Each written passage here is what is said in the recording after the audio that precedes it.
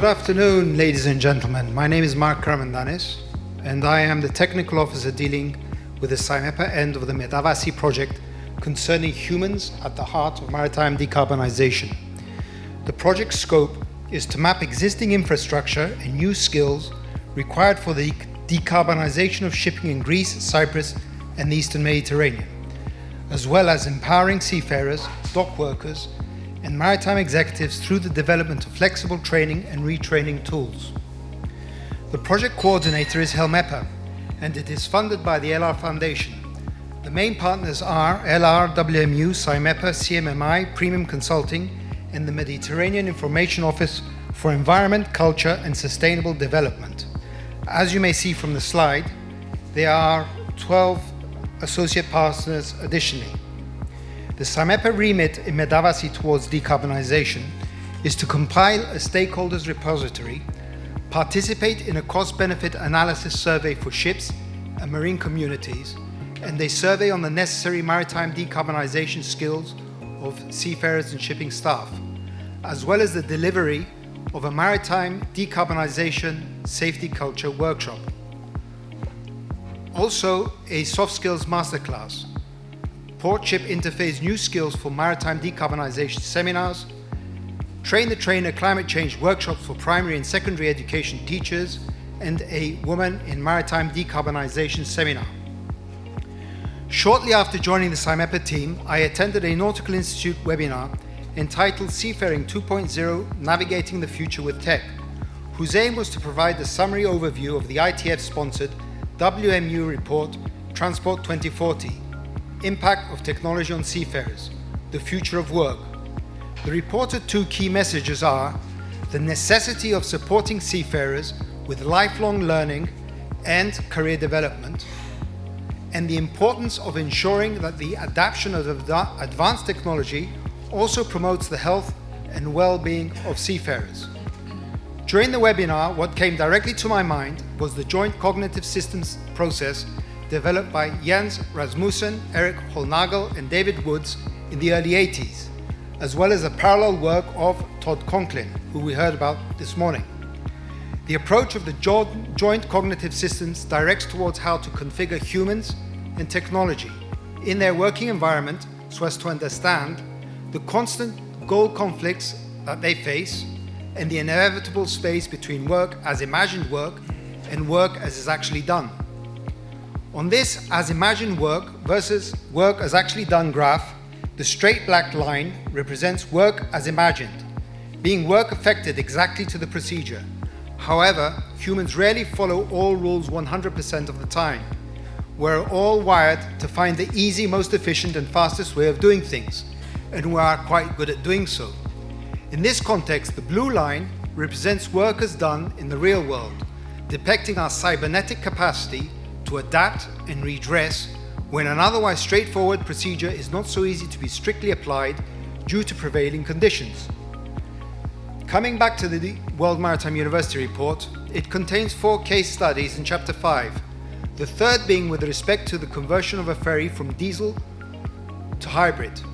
Of the lessons learned, which are universally applicable to the adoption of any technology, there was initial skepticism regarding technology uncertainty and concerns regarding occupational health and safety risks, which were reduced through training, creating familiarity, and through social dialogue. Long and short-term health effects due to vibrations and fatigue due to maintenance work were also discussed. Although aware of the magnitude of potential disaster, due to the safety culture of the company and in-house training, all crew members felt safe. There was also the belief, for now, everything has been calculated theoretically by the designers, but unpredicted issues may still be identified deeper in the project, requiring additional education or training. A senior engineer stated that although the company has done a lot to reduce risks and ensure the safety of the crew are still required to exercise due diligence when carrying out their duties. Which brings to mind an apt statement of Rasmussen in that the operator's job is to make up for holes in designer's work.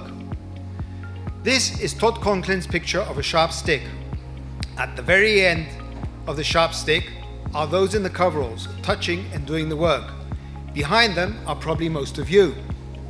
Followed by further company management, the customers, and of course the shareholders. And at the very, very blunt end of the stick is the regulator. Now, who's most likely to get injured on this model?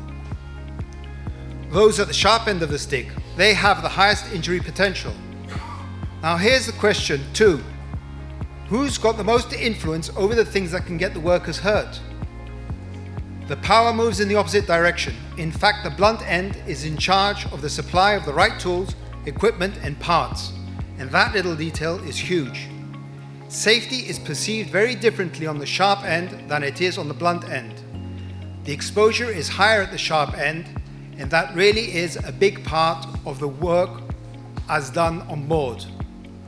Back to the black line that represents prescribed work, and on comparing it to the blue line of the previously described scenario, representing actual work, we can observe that the workers may be spending as much time in overperforming with respect to the system as they do underperforming.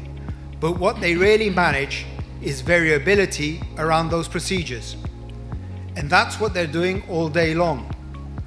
On taking it a step further, let's consider a downward drift from the procedure, so the blue line is going down below, and to this, let's add a creeping hazard as a red line. So now we have a black line, which is a prescribed work, and the new blue line, which is in fact how work actually happens. What traditionally attracts attention is this gap. This gap is important, but really normal. Also, tradition calls to close this black-blue line gap. But first, we must recognize that there is a gap, where the red line, which are the hazards normal work encompasses, and the blue line hit, that's an accident. So it follows that the blue-red line gap is the actual gap that is being truly managed, being normal work. The blue line tells us where the workers really are, and what must be done is to carefully monitor the gap between the work as done and the hazards. Which brings to mind Professor Wood's advice of when you look at the label human error, you find systems that only work because of the adapting capacity of the people doing it. It's no secret that mariners, as Todd Conklin refers to seafarers, are masters of complex adaptive behavior. In this context, Todd Conklin addresses the traditional safety view as being regressive, as it focuses on preventing things from going wrong, where workers are the problem to be fixed. So we fix safety by making the workers work better. We must tell workers what to do, and perhaps more importantly, what not to do. And safety is the absence of accidents. Whilst under the progressive new safety view, where the focus is making sure things go right, workers are not the problem, they are the problem solvers. So we don't tell our organizers what to do, we ask them what they need. They are the ones who offer the solutions. Safety will not get better without engaging the help of seafarers.